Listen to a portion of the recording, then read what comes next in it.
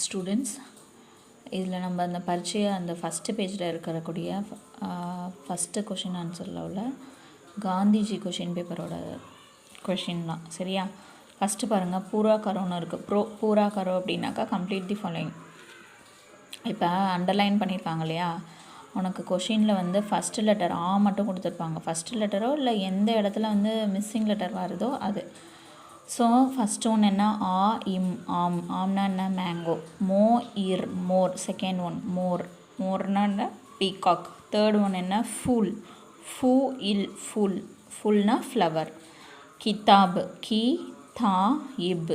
கிதாப். கிதாப்னா என்ன, புக்கு. அடுத்த ஃபிஃப்த் ஒன் வந்து பேடு. பே இட். பேடு. பேடுனா என்ன, மரம், ட்ரீ. கியா. கியானா என்ன, வாட்டுன்னு அர்த்தம். வாட் இஸ் யுவர் நேம் அப்படின்னு கேட்குறோம்ல, அப்போ கியா.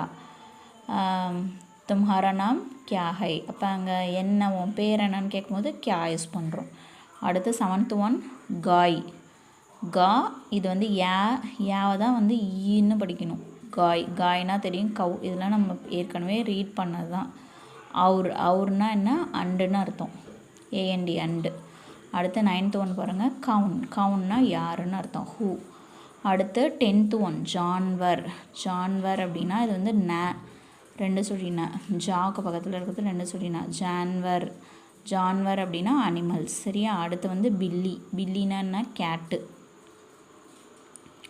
அடுத்தது நம்பர் 2, ரோமன் லெட்டர் 2ல் பிக்சரை பார்த்து நீங்கள் என்ன பண்ணணும், அதோடைய நேம் என்னென்னு எழுதணும். ஃபஸ்ட்டு வந்து கவு பிக்சர் இருக்கா. கவுனா என்ன, மேலே பார்த்தோம் இல்லையா, இங்கே காய்னு 7th ஒன்று தான் இங்கே கொடுத்துருக்காங்க, காய்.